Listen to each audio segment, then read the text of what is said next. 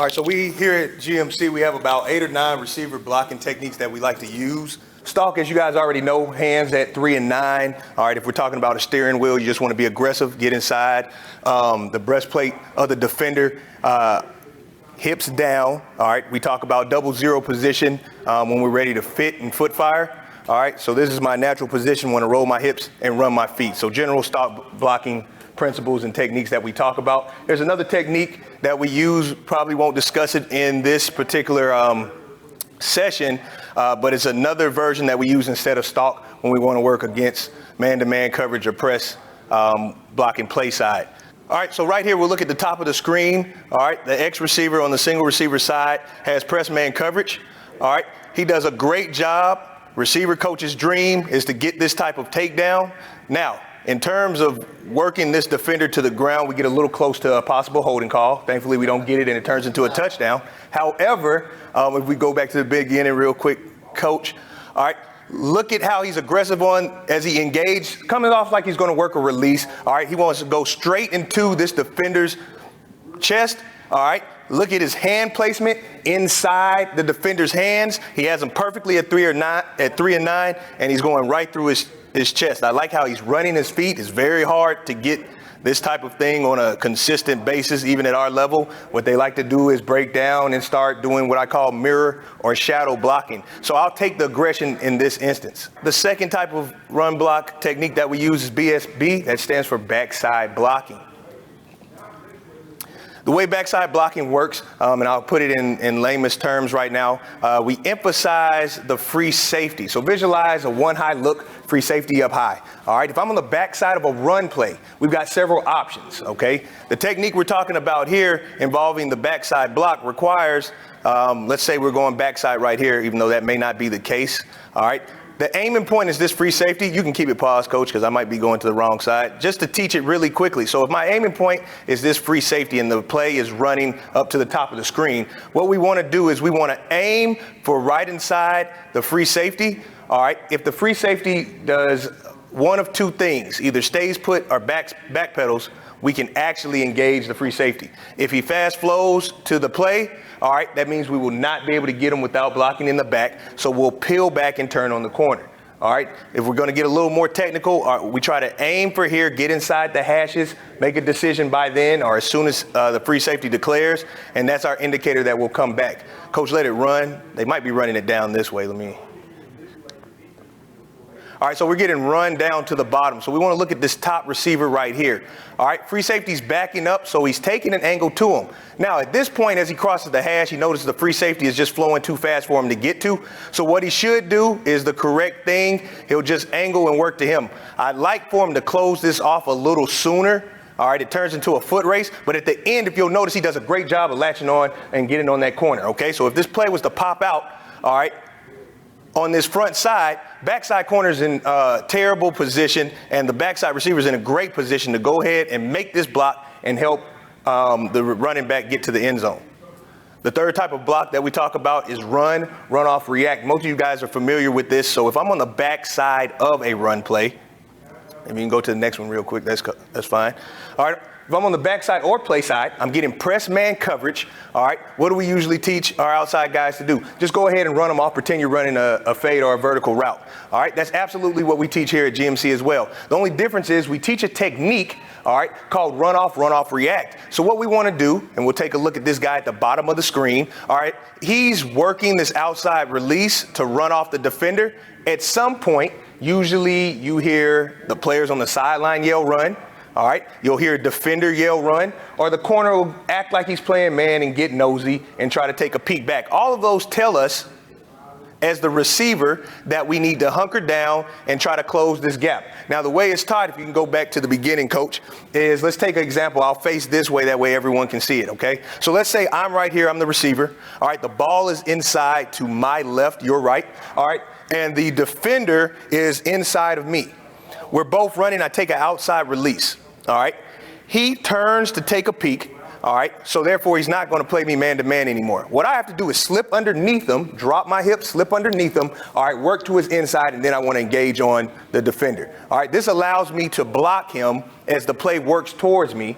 all right, instead of just pretending I'm going to finish running him off when the corner clearly sees that the ball's coming his way. So it allows us to stay right. Notice pause right here, coach. All right, he recognizes that it's time to engage. I'd like for him to sink his hips a little more. You can tell that he's high. His hips are above the defender's hips. He needs to drop down. The corner's spinning the wrong way, so we got to be careful about pushing in the back. But that's a very good job right here, walling this guy off, allowing this play to spring. All right, and then the last we want to talk about is dig and reach block. This comes from my time working with the wing T offense. All right, anybody who's familiar with that, you know you talk to those wing backs about arc releasing, dig, blocking, getting inside if they're on the back side of a play, and reaching or arcing if they're on the play side. Same thing applies out wide, especially when you're talking about slot or inside receivers.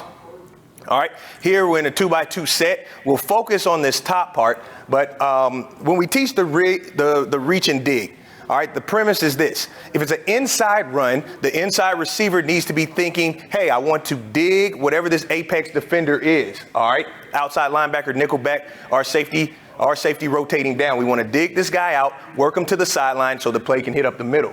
If we're talking reach, we want to get outside, pin the defender inside, all right, so we can work the run outside of him. Now, here's a very good clip of which we have to get a lot of reps because the inside receiver has to be able to read this defender. In this look, we have an outside run, so we do want to pin, all right, unless the force defender is being very aggressive. If he's being very aggressive, which he should try to do, all right, he's going to fit aggressively outside. To us, that means automatic kick out. All right, so he's going to kick this guy out, which is perfect. All right, just like Coach talked about working underneath the tackle. Same thing applies. He's going to work underneath the slot receiver and press it upfield. So this is an excellent block right here. Great job stalking downfield at the top. So we get two good looks right there.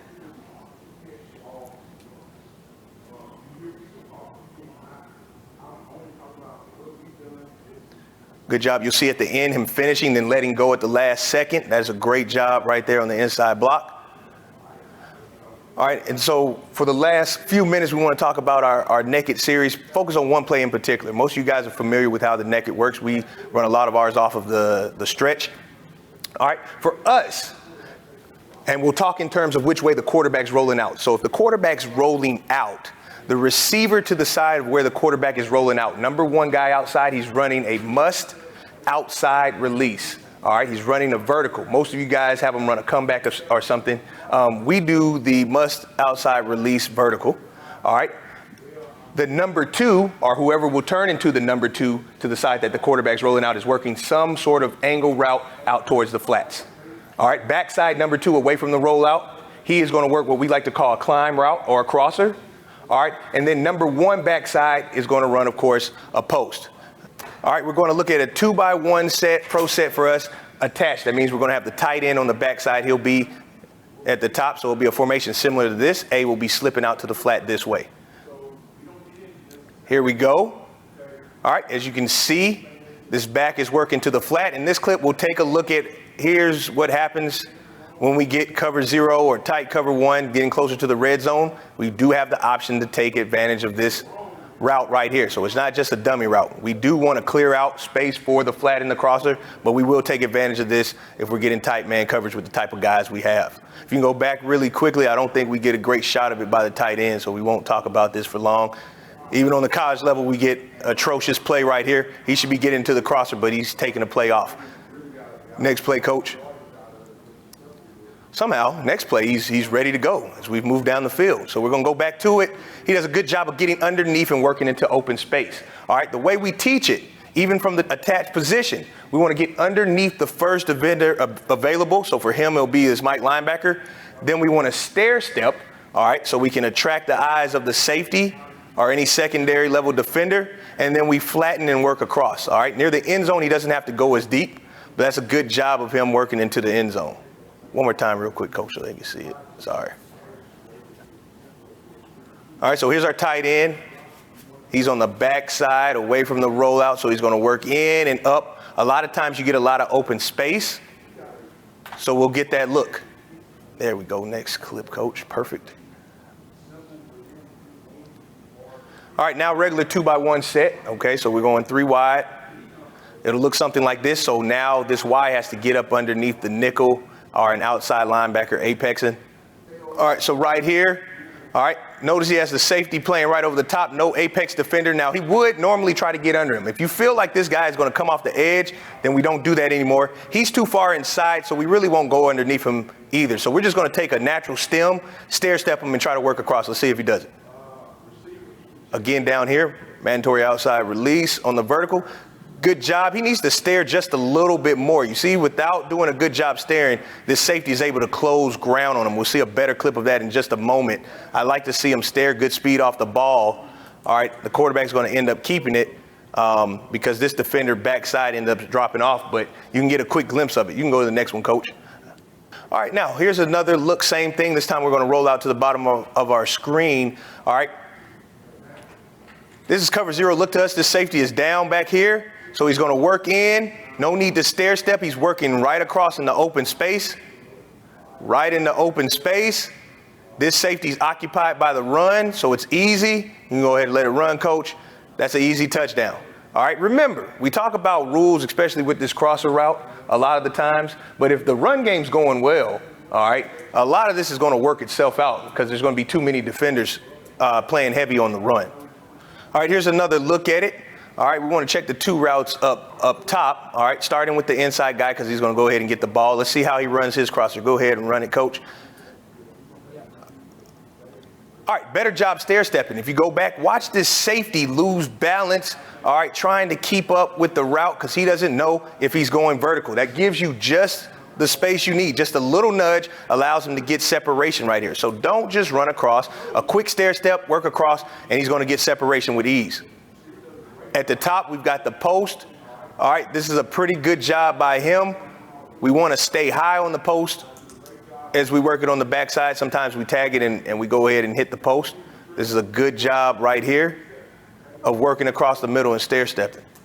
All right, near the end zone, pause it really quickly, coach. All right, once we get inside the 20, actually it starts getting really hard to run this backside post.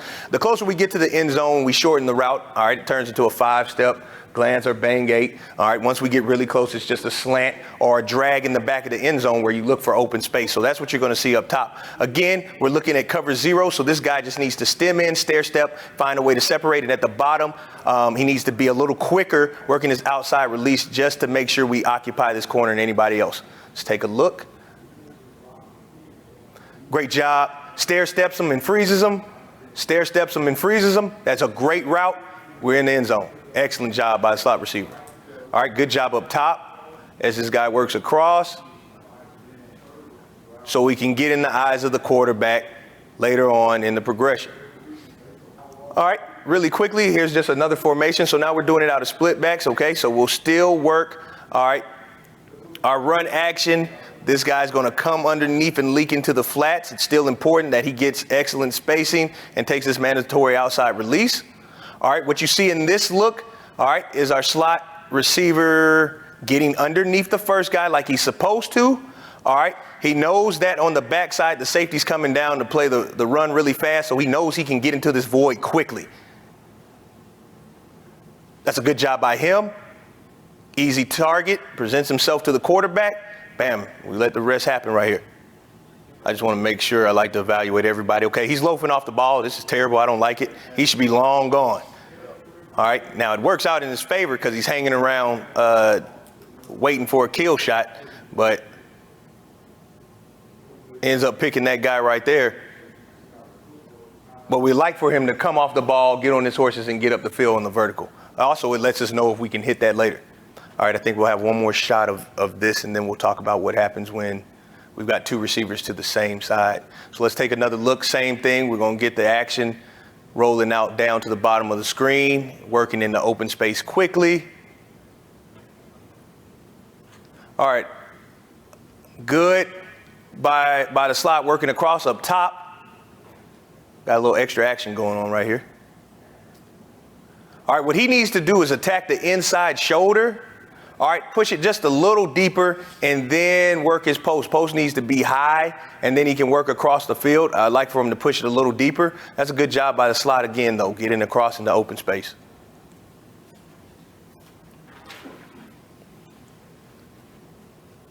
All All right, so next question is, what do we do when we have two receivers to the side that the quarterback's rolling out to? If you'll notice, this guy back here is always working to the flats, but we already have an extra receiver here as well. What this does is it allows us to get two people out into the flat. So he'll run what we call a spout route, or just a speed out. All right. Sometimes usually we keep it short, about 5 to 6. Sometimes we have him push it a little bit deeper based on the game plan. All right. He'll still work to the flats. All right. Mandatory outside release. All right. He should still work the post. This is not a great job up top. I think he should have gone inside leverage right here so he could get across. This is a great job by this guy. All right. Tough throw because it's all the way across the field. But this is about where we want it. Rolling out of that break. Good job clearing it out here.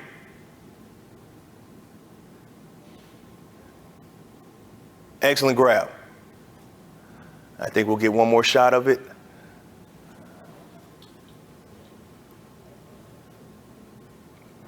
It puts the defense in a bind with two guys working that flat like that if we time it up. So here, what I'd like to see this guy do, all right, and we have to be very careful about cutting our splits too much. If we cut our splits too much by number 2, then both of the flat routes get on top of each other. All right, this is a good job of him gaining ground and working to the sideline right here. So his split is about where we want it, maybe a tad inside. All right, backside, you can pause it really quickly. And I forgot to mention. All right, so we talked about what our rules are. If the play is going, all right, away from us and I'm number 2, I have the crosser. Number 1 backside has the post. In this case, all right, there is no number 2. It's really this guy right here. So instead of having him run the post, he's actually going to run a crosser from out here. It's going to be too hard to get underneath somebody, so he should just actually round and work his way across and cut his split for starters. All right, go ahead and run it, coach. So here's an example of us working to this guy. He's getting to the right zone, all right? He needs to get there a little quicker by cutting the split and then flatten it out just a tad so nobody can get up underneath it. But that's about the look we want. So now we can get everybody into the zone. All right, one more thing I think we have is what we do in a bunch 2x1 set. All right, one thing we like to add lib off of this is a switch concept. So we bunch these guys together, and now we're going to change the route concept. All right, instead of the outside guy running the post and the inside with the crosser, the inside guy is going to run the post. All right, and number 1 backside is going to run the crosser. So here's what it looks like. Quarterback decides he wants to go deep. Both were available, and you have a look right there. We're able to hit the post, okay? So we can bunch it up and switch it if we think anybody's getting a bead on us from running the naked.